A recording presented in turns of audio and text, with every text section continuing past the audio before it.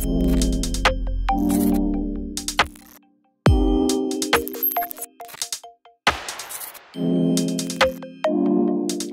how are you today? I'm doing well. How are you doing? Yeah, I'm doing fine. I'm looking forward to talking agriculture.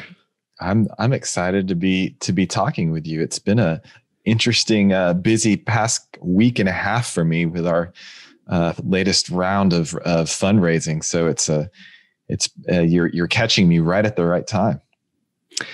Well, let's talk more about all of those things, Eddie. So you're an interesting CEO of a vertical farming company. I think we covered that, you and I, in our little prep call. I wanted to maybe share that a little with our listeners. So you have a master's in public affairs and international affairs, and indeed you've been doing a lot of international work, and a bachelor in psychology.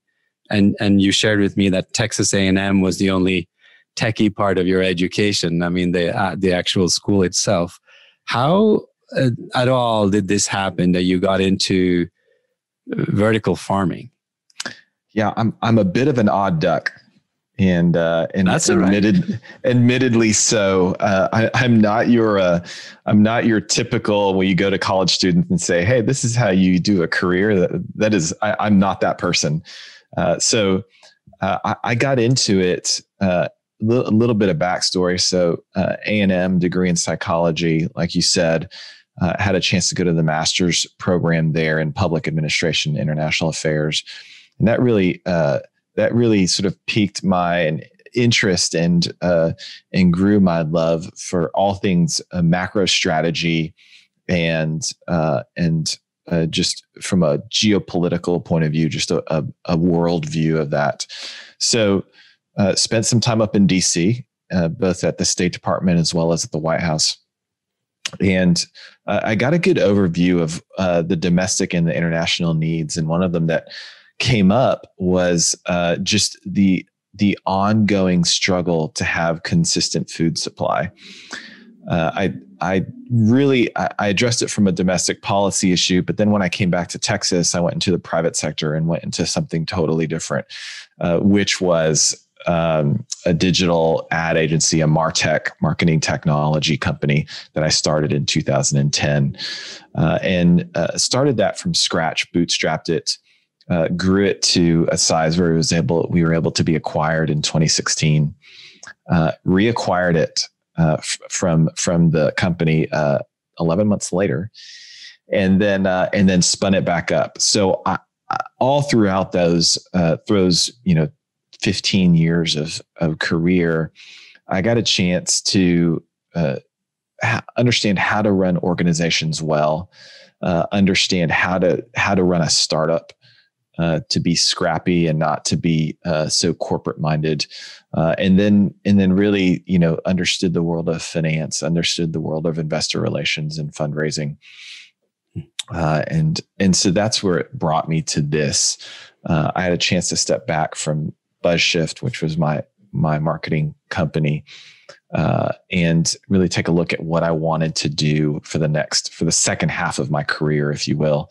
And the three things that really stuck out to me were, one, I wanted to do hardware software. I had done professional services, been there, done that, got the M&A t-shirt. And so I wanted to do something different and apply my skills there. The second was I wanted to have a level of impact on society and my community that was exponential to my input. So for every one unit of input of effort that I put in, I wanted to have a 10 or 20x societal impact. And then the third is I wanted to build what's known as a redemptive organization, and it's one where the leaders eat last. They're sacrificial in nature. It's where employees are treated generously. And it's where the community and society around them is not exploited. It's not even just advanced, but it's renewed and it's redeemed. And so, fortunately, I was able to take a survey of the companies out there and just had some colleagues and friends walk alongside me, and eating green came up as a possibility in 2019 and became a reality. And it checked all three of those boxes that I was looking for. And from their point of view, I checked the box of I've run a startup. I've run it successfully. I know how to exit, and I know how to take something to market, to find a product market fit, and find the right business model. So that's what I've been doing for the past year and a half. Is taking this technology, which is patented, but then getting out of the technology and really putting a business model around it that works, that is scalable, that's attractive to additional investment, and then to the market, obviously, as well, and then taking it to market. That's fantastic, because vertical farming, right? Maybe you can, since you've had a quick learning curve on this entire topic yourself, give me a sense of how the topic itself emerged. So clearly there's been demand for food, local food, and there's the environmental concern, of course, and then there's the technology element in the fact that you kind of had to make it possible, right. And then the scale, right? I mean, I'm sure that it was experimental for a while, and then obviously the increasing pollution. Give me a sense of what are the factors that were the most important in creating this as a startup industry, and now arguably, right, coming to fruition as a scalable industry. What are the factors that made this emerge?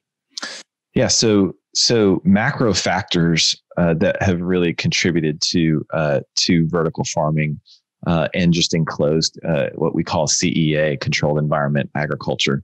One is a rise in population and a trend towards urban areas. So when you have a rise in population and they're trending towards urban areas, you run into a density problem, both the density in terms of population growth, as well as density in terms of food sources in geographic relation to those population centers. So you've got less people out on the perimeters, on the peripherals of urban, the urban geography, and the farms are becoming further and further away from those population centers. So you've got this huge supply chain length that is occurring. And here in the United States, we're seeing it. A lot of the lettuce and leafy greens come from the Salinas Valley in California, just because of its climate, as well as its the richness of the soil there. But the reality is it's some 2,000 miles away from Texas and more, twice that from the East Coast, right? Yeah. So you've got this long supply chain to really dense population. And then on the other piece, from a rise, you've got a rise in the demand for locally grown food. And you just got a rise in demand for healthy food, right? Nutritious food. And that's not going away anytime soon. And the rise is not linear to the population growth. It's actually curving upward in relation to the population growth. So you've got those two factors that are going upwards. And then on the other end, in terms of the supply, on the other end of the supply chain, you've got a decreasing or static supply of food. Even if it were static in the best case circumstances, static, you're trying to pipe it through this fragile and long supply chain. So, but in one of the cases we're seeing, more internationally than domestically, is you've got an erosion of topsoil. You've got unusable land due to pollution and just due to arable land. And so what you've got is this declining supply. And it's really regional and local in nature, right? If you're living 200 miles from Salinas Valley, you're golden. But if you're 2,000 or 4,000 miles away from Salinas Valley, it doesn't really help. So there's these broad sweeping generalizations that you see on the news of, we have as much supply as we need. We just can't get it to people. Or we've got no supply and, everyone's starving. And it's somewhere in between. It's very a regional and local solution, which you've got a regional and local solution to the supply chain, and you've also got the regional and local demand for healthy food. Yeah. Therein lies the solution, right? So how have we solved for it in the past? Well, we've solved for it in the past by flat tray greenhouses, which you see, they're all the rage today. Flat tray greenhouses, as innovative as they want to call them, they're still flat trays, which are about 20 years old. And those still require a lot of land. And so you've got that problem. And then you've got the little, the mom and pop community gardens. You've got the tower gardens and the patio things that you can stick on your patios. Those aren't really scalable to the folks who need it the most. It doesn't meet the demands of the general population. So none of those have filled the gap until now. And that's where we fit in and try to solve that problem. We've got our greenhouses are dense enough. We're working in cubic feet because we're towering up to 18 feet in the air, even sometimes more, of these vertical towers. So we've got this density solved, and because it's dense and it's because it's a 1.5 acre footprint, then they can be put almost anywhere in the world, especially in urban populations. That's super interesting.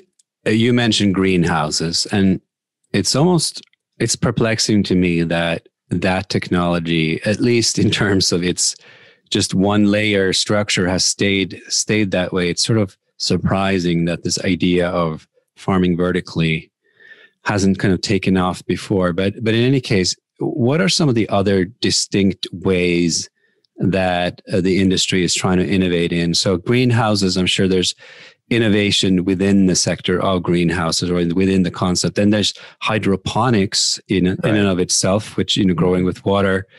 Aeroponics, I don't know too much about it. And then you have the different growth vectors themselves. And you've pointed out greenhouse, but there's also shipping containers and warehouses. And so can you line up the different factors that go into a decision on how to grow, how to farm?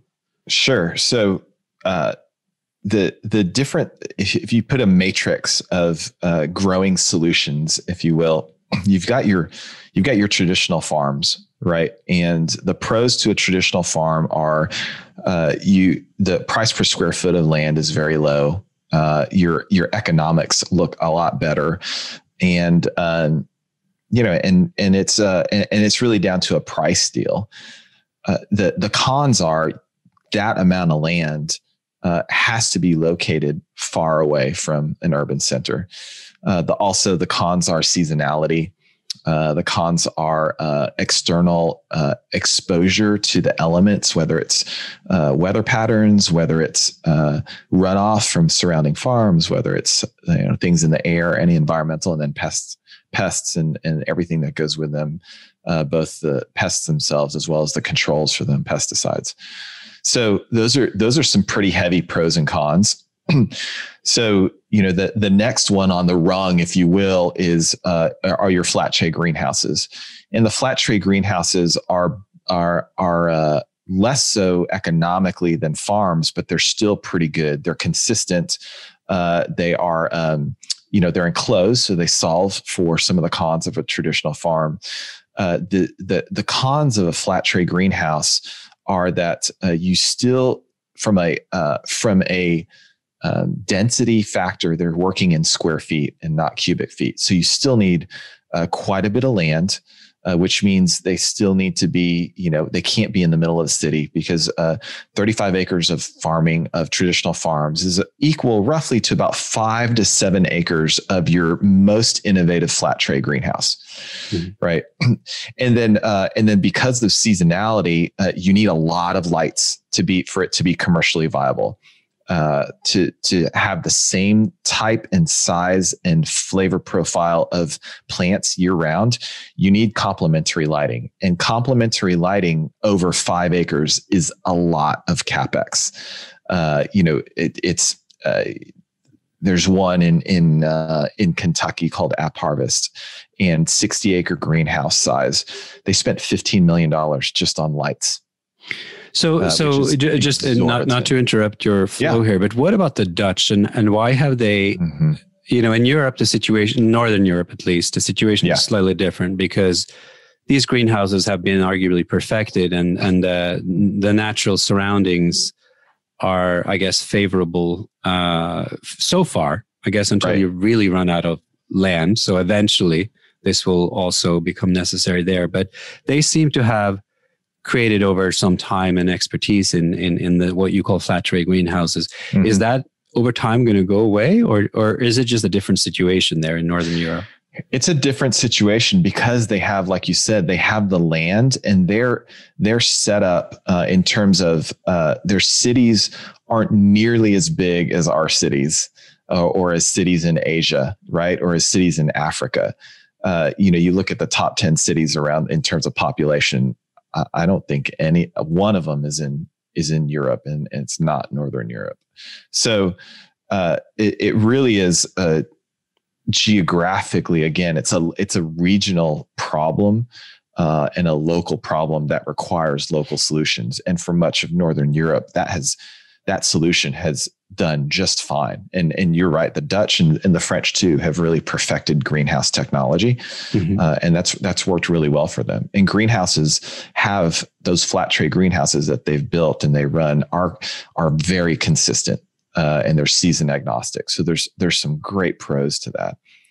So it seems to me that here in the US, there's also another factor that surely you must be riding on right now. I don't want to call it the Biden factor, but I mean, it's the fact that the US seems to be somewhat waking up to this, I don't know what you should call it, but this growing awareness that, things haven't been enormously sustainable all across industry here, and that there's opportunity to change that actually fairly short term.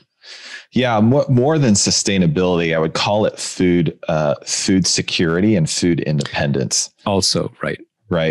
I think, what we're seeing with the pandemic, what it accelerated in terms of trends, is it accelerated the fragility of the supply chain, and it accelerated the exposure of certain groups of people not having access to nutritious foods, and you having runs on everything with the slightest outbreak in bacteria over in Salinas Valley, or the slightest change in weather patterns. So I think that's what you're seeing, and what the US is seeing, and how that, the response has been okay in terms of infrastructure. And if you look at investments now, especially with the passage of this last set of laws, it's really focused on infrastructure. And one part of that infrastructure is the food itself. It's not even supply chain; it's the food sourcing. Right. So, how did your business then capture this market, and what is your kind of claim to fame there? Is it the efficiency of the technology itself, or is it a sort of a combination of that concept? So the actual acreage and the optimization within this space. I mean, you have mastered a certain cubic footage. You have mastered the microclimate of a certain square cubic footage. It seems like that's what you're doing. Yeah, it's not that dissimilar to a molecular structure, in that it all starts with that small little microclimate that we have and that we've patented the technology on. In a nutshell, the patent is around these vertical towers and how we control all the growing factors around each individual plant. So water flow, water temperature, nutrient mix, the air, CO2, air temperature, light, right? And amount of light, as well as spectrum of light. All of those are factors that we control on the individual level of the plant. And so that comes into play because it forces all sorts of efficiencies into the system if you're only controlling for that microclimate. So imagine a good analogy is for air, at least. Imagine if you had in your house, you had, instead of an HVAC system that controlled the entire house, you had your own personal AC and heating unit. Right. And it went around with you it was a backpack, if you will. So everywhere you went, the air was conditioned around you, but everywhere else, the house could be 85 degrees and you would be just fine. Right. So then you look at the energy levels to control that. All of a sudden you've gone from trying to condition the cubic feet of your entire house down to, the 6 foot by 2 foot radius around yourself, right? Or diameter around yourself. That's a huge amount of savings in terms of energy costs. Now you get 5 of you, if I had that in my household, and I have a family of 5, if we had 5 of us all together sitting around the dinner table with our air conditioning units, well, there's a byproduct, a byproduct effect of that, which is that area around our dining table is all of a sudden, conditioned relative to us because it's all adding together. Again, the rest of the house is still 85 degrees. That's essentially what we're doing in our greenhouses is we're conditioning roughly 1/5. We only condition 1/5 of the greenhouse cubic space around those plant spots. And then everything else is a happy byproduct of that conditioning. And if you're only conditioning 1/5 of that cubic space, it's not linear, but it is very, very similar to the amount of electricity costs, light electricity, air handling, all those inputs that you would have in a normal, either vertical farming, which is fully enclosed without sunlight, or even a greenhouse, a flat tray greenhouse. I want to move shortly to talk a little bit about the market itself. But, as a parlay to that discussion, what are the kinds of foods that lend themselves to being grown this way? And what are the foods that perhaps are not going to be grown in vertical farming in the near future? So, Tron, you bring up a good point. I think a lot of folks look at us and others as the silver bullet for food and for nutritious foods. And I'll be the first to say we're not that. We're going to be a part of the solution. We're not interested in growing grains. We're not interested in growing really woody, stemmy type plants. Our ability to grow excels in the areas of leafy greens, lettuce, arugula, spinach, kale, and then herbs like mint, basil, thyme, rosemary, and then on to things like strawberries, right? And then you've got your hemp and cannabis, which is a whole different story, but they grow very well in our system as well. But when you look at that broad, that spectrum of plants, you're looking at around, I would say 50 plus varietals that are commercially viable. Now we can grow tomatoes and cucumbers and peppers all day long in our system. Peppers actually are profitable. When you get to tomatoes and cucumbers in our system specifically, from a commercially viable standpoint, I think we're still trying to tweak the system to make it so the volume and the price in the market matches up with the operating costs and the grow costs. Eddie, I get excited when I hear these things, just not even just in terms of the global market situation per se, but even just if you think of it, moving one of your units into a development situation where they have serious drought or some other problem, yet they would have to have some stable electricity, I'm assuming, or at least an energy source. Is that even in your scope at all? I know you want to change the world, or are we talking here about just the American market short term? No, I think our vision is to have, and again, I'm come from a technology background, but our vision is to have a mesh network of these independently run greenhouses that are independently owned and operated, but they collaborate in terms of food supply, in terms of technology, in terms of innovation. But I can absolutely foresee these in because they're such great economic units. If you can imagine for a second. So one of the boards that I'm on, a nonprofit board, is called Seed Effect, and it does savings groups and microfinance in refugee camps in northern Uganda. And if you look at these refugee camps nowadays, whether it's northern Uganda or Jordan or anywhere else, they are not the refugee camps that we are have viewed in the past. In that, people are there for 10 to 20 years. Mm-hmm. That's a long time. And they have to create their own market economies in those refugee camps. And they're doing it just sheerly out of survival, right? So it was where Seed Effect is addressing from a savings group and from a loan and finance perspective. I think there's room to have greenhouses, Eden Green greenhouses in these refugee camps run by the refugees themselves, maybe owned by the UNHCR, right, owned by USAID. Because if you look at the costs, and again, this is where my international experience comes into play. If you look at the costs per person in a refugee camp for the UN and the assorted agencies to support them per year, it's on the average, I want to say at around $110,000 per person.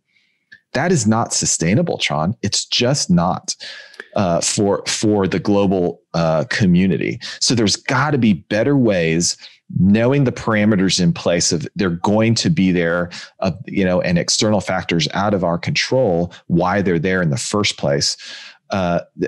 How can we solve for that in a much more cost efficient manner? And the solve is to empower them to grow their own food, to employ themselves, and then to distribute that. I mean, I would much rather UN and donor money go towards a greenhouse that can be built and subsidize the entire output of that. That would be much more cost efficient than this current support structure that's in place for those refugees. So that's just one example, right? Yeah. No, I mean, I just got so fascinated by thinking about the long-term kind of application of your concept as you're sort of productizing it.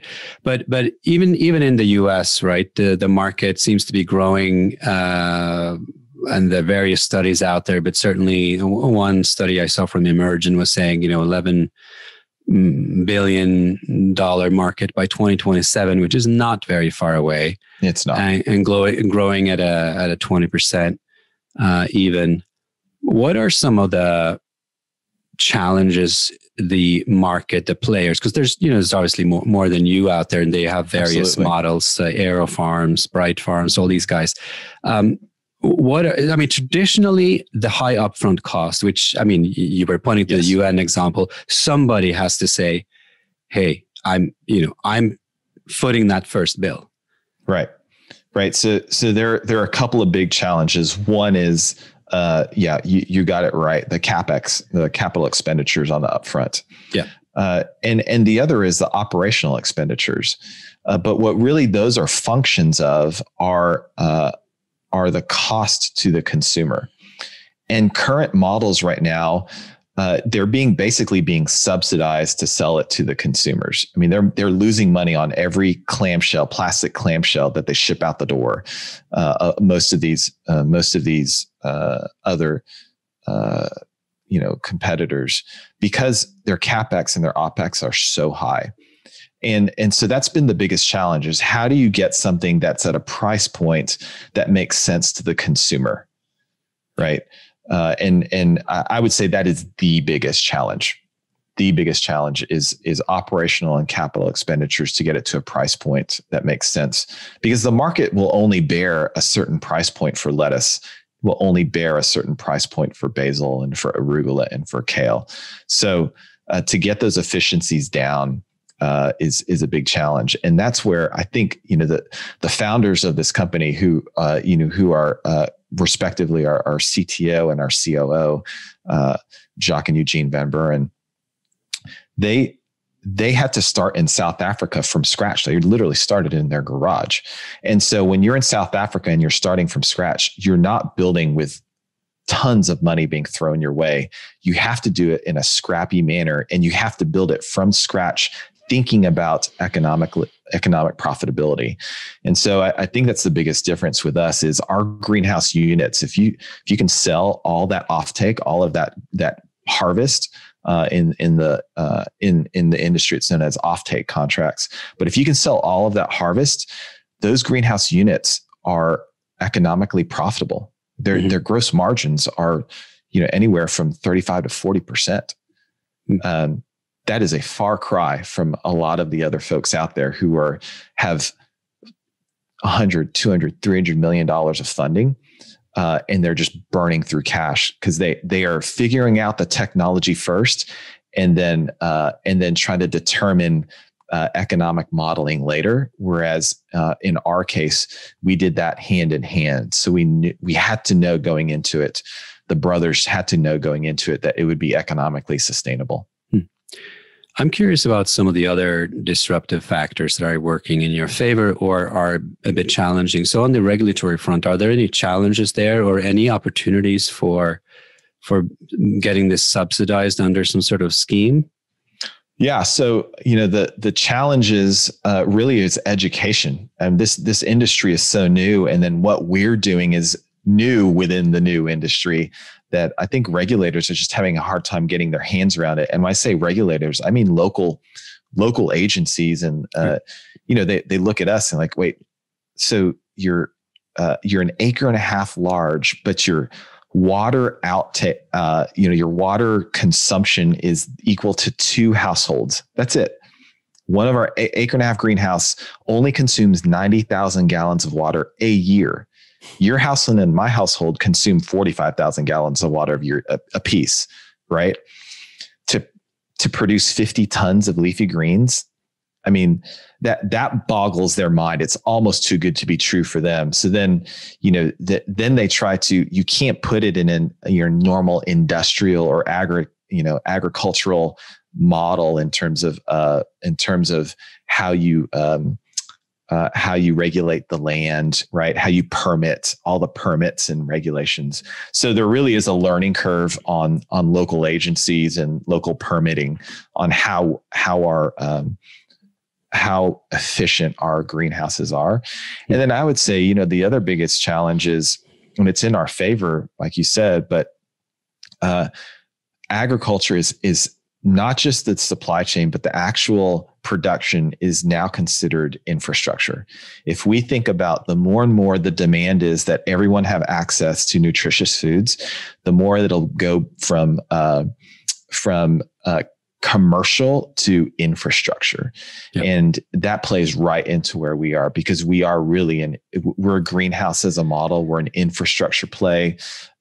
We put ourselves, from an ESG type investment, we put ourselves right there with wind and solar in terms of just how cutting edge. There's still a lot of kinks to be worked out in the regulatory and in the industry, but we really think that's where it's headed long term. It's interesting. I don't know, I keep getting all these strange ideas when I listen to you, but it seems to me that they're going to call you when we go to Mars and the moon, right? I hope so. They're going to have to feed people there. Yeah. In a constrained environment. So, I mean, controlling all the variables sounds like up your alley.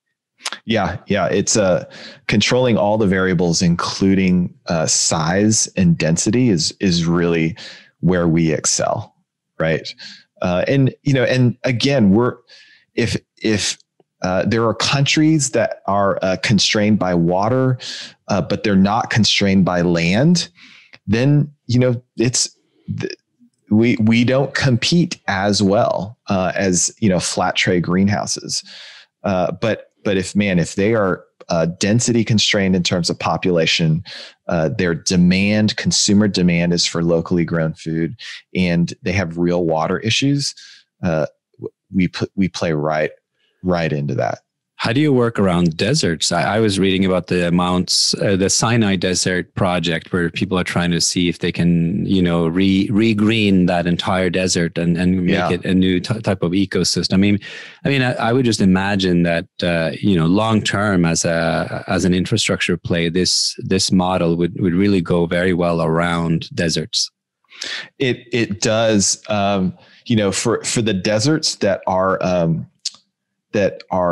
like Israel. Israel is a good example of a landlocked, very arid type of environment, right?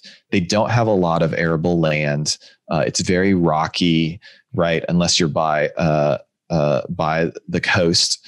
And so there's just not a lot of usable land. So our solution works really, really well.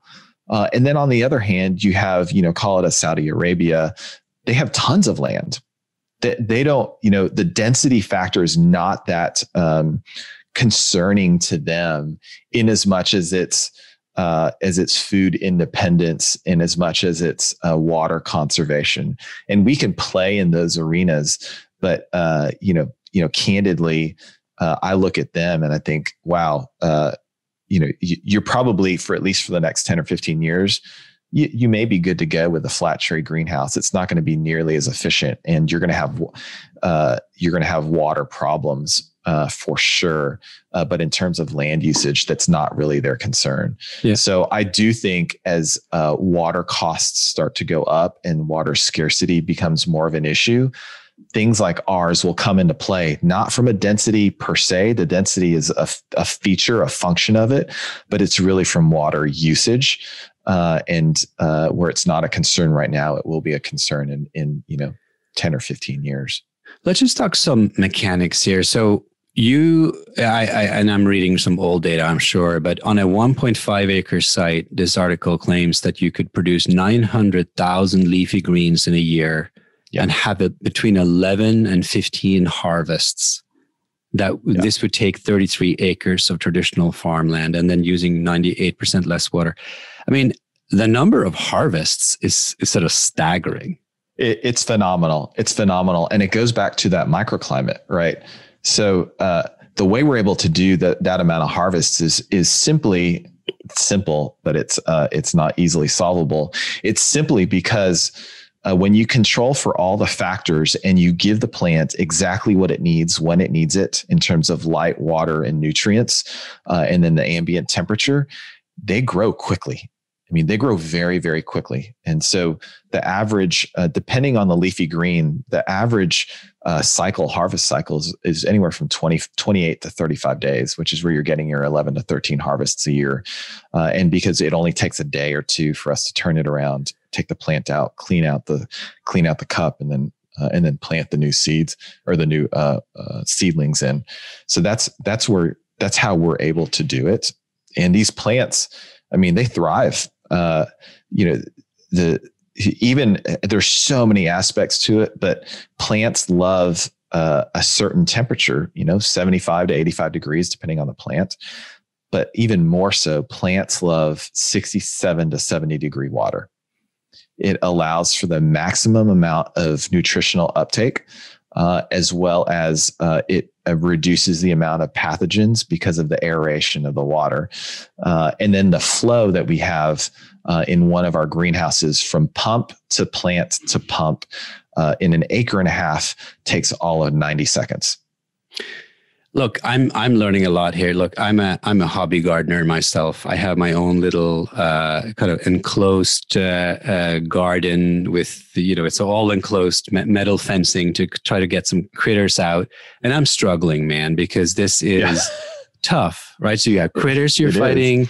And then last year I got most of the critters out, although like a couple, got in, but I'm essentially got out all the big critters. So at least, all my fruit wasn't just taken by the squirrels. Right. But I had pest problems. Yeah. And then last year I decided to go all organic and probably wasn't smart enough, didn't find the right products and probably didn't have enough time, but I lost a lot of my harvest. Yeah. And for what have you learned, or what does this system teach the everyday gardener? Is there anything to learn? I was picking up the temperature that I should be watering my plants if I could. Yeah. but we don't have all those tools available. But what are some like quick fix things that one can do as a hobby gardener to try to isolate some more factors, than is available in the wild? Because it seems to me I'm scratching my head at some of the things that are happening because, I grew up in Europe, in Norway, and nature here doesn't behave the same way. I'm also forced to believe that some of the plants are actually kind of conditioned to being, they're conditioned to pesticides actually. And when you don't give that to them, they don't really seem to handle it very well. So I have lots of questions. Yeah. Those are a lot of the intricate questions are probably best left to my agronomist and greenhouse manager than to me. But I can't. So one of the things that you're highlighting is people often ask, well, why can't everyone do this? And you highlighted just the fact, like all of those control factors, and then trying to meet very picky consumer and retailer demands is just a tall task. And so that's why commercial scalability has been such an issue at scale, as well as the cost to do that has been such an issue for the industry in the past. But then, getting down to your specific questions, I think, the best thing people can do is to build little greenhouses. And also to set your expectations, right? Like we're able to do 11 to 13 harvests a year because we have complementary grow lights in addition to our sunlight. Most people don't have grow lights, right? Should I go into grow lights? I thought about it.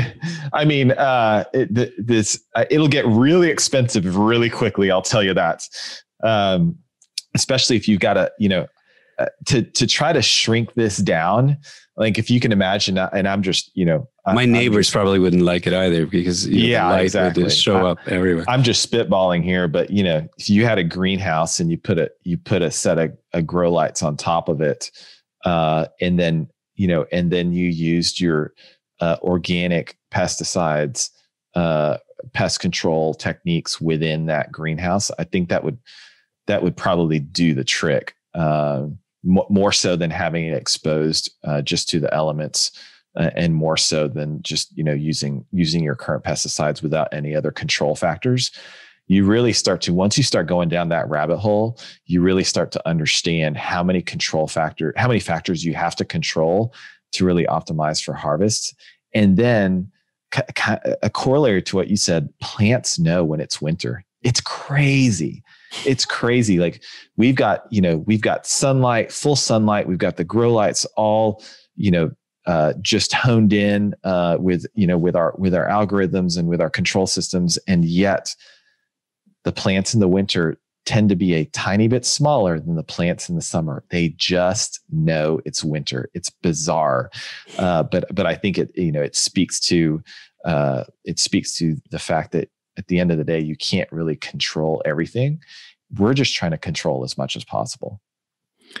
I wanted to get to the scale and kind of your vision for becoming a little bit of an Intel Inside for large social units, essentially, that need to produce, whether it's universities or nation states or large organizations. I mean, currently, I'm assuming you're selling to retail, or you're at least aspiring to sell to very, very big retail chains that are That's correct. That have enormous demand. But you're sort of, you alluded to me that there's another interesting market here that I just didn't really think of that. But of course, if you're a municipality or even a nation state, like let's call it Israel or whatever it is, this is interesting. If it really is an infrastructure where you can control the supply of food against pandemics and climate changes and all kinds of X factors that happens in regular agriculture.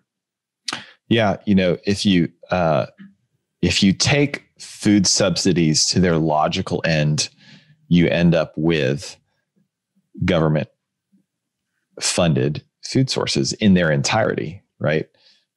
And so it's the leap from food subsidies to farmers to grants and subsidies for operators and owners to these greenhouses to produce them, to then the government just owning them themselves or the municipalities, right? Municipalities and regionals authorities owning them themselves. It's not that big of a jump. So we think we can address all of those. It's a dynamic market. Regionally, some authorities really want resiliency. They want regional and city resiliency. Other ones are very free market. We think we can play in that entire gradient. Take us to the future, Eddie, because we've talked a lot, and I thought it was important to get the context about what this really is. And I really wanted to go deep into how you are doing things to the extent that you could share with us. But in the next 10 years, or even, I'm increasingly looking longer term. I have a big project looking at the next 50 years. Mm-hmm. But even just the next 10, you said it's not a silver bullet. It's not the only answer, but it is an answer to local nutritious food in certain segments of the world, so of society and in the world. Where is this going to end? What percentage of food is going to be kind of artificially grown in some format in the next 10 years? In the next 10 years, I would say, it sounds really small, but I would say anywhere from, 3% to 5% of all food grown will be in these type of controlled environment agricultural systems. Doesn't sound like a lot, but that's a huge amount of produce. Oh, I think it sounds enormous. I mean, it just depends what what the total is, of course. And big number. For eating green, our vision is that there would be one of these in every country in the world. I don't think it's beyond scope to think that 162 of these would be placed in different countries. If you think about island economics, these belong as well, on one of the Pacific Island nations, as they do, in Dallas, Texas, for all sorts of reasons. They have supply chain issues that we can't even fathom. I was just curious, have you mapped the world according to who would have the biggest need? Because I mean, if we're just thinking deserts, we're thinking water. Well, any water scarce area, right? Islands, because of the supply issues, and just being islands. What are some other things that would come out when you do that kind of analysis? So population dense. So you take the top largest, 20 largest cities in the world. Those are all viable opportunities for one of our greenhouses to be in. Like I said before, landlocked nation states that are looking for food independence and food security are others. And then northern states, like I'm assuming, right? So I grew up in Norway. I mean, certainly, without greenhouses in the north of Europe or Canada or Alaska, you can't grow much. Yeah. I think that those are the seasonality conflicting with consumer demand for year-round food and year-round produce. Those are other places, right? So the northern climates are where those conflicts happen the most, where consumer trends buck up against the seasons. And then, honestly, there's a whole play around here in the United States around Native American tribes and their sovereignty, right? They've got their own reservations and sovereign systems that they're trying to solve for their people. That's what I'm really excited about. Our platform in particular, it's so nimble and flexible that it can be applied to a vast variety of situational needs, depending whether it's food independence, whether it's scarcity, whether it's water shortages, whether it's just consumer trends and demands. The flexibility of our system allows to address all of those. You're probably not going to give me prices here, but what is the payback time on investing in a unit like this? If you are an island or a country or any of these things that, these entities we have been talking about, I mean, what is the payback time? Like how soon are you going to see a profit? Let's say you have the CapEx. Yeah. And you might be interested in this. Right. So if you're selling the entire offtake of the greenhouse, the harvest, payback's around 4 to 6 years. Yeah. So population growth is high, right? And I was asking you, so 10 years, but what if we go 50 years into the future? And I don't know what's going to happen to population growth, but one could at least assume that it certainly won't be much lower than it is now, in that short of a time frame. Yeah, so I think the pandemic has provided, I think this is very futuristic, I think the pandemic is a blip in the population growth. We've seen some, just because of people's isolation and inability to socialize, you've seen a little bit of a dip in terms of the reproduction rates, as predicted for this past year. And then in terms of people moving to urban population centers, I think it's slowed during the pandemic because people had to stay home, and because, at least here in the United States, you found more ability to work remotely. But I think at the end of the day, people are still going to move towards urban populations, and I don't think that'll slow down. I think it'll pick back up. So if you take those two trends, population growth and then the magnetism towards urban population centers, I think you're going to see more of these, and then the consumer demand continuing to grow for locally sourced and nutritious foods. I think you'll see the demand for these to be the center of gravity, to be around those large urban populations. Interesting.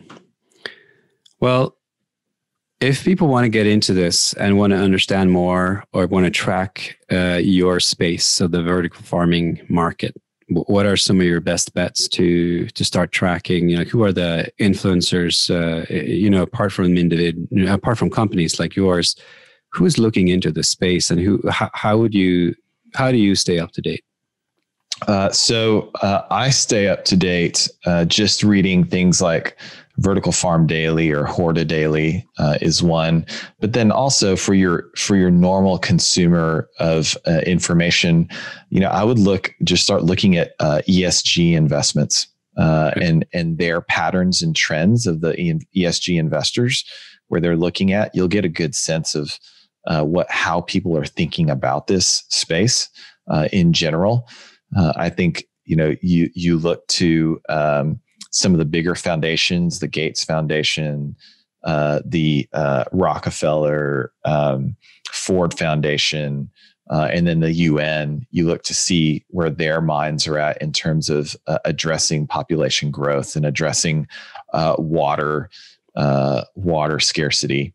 I think those are good places to start.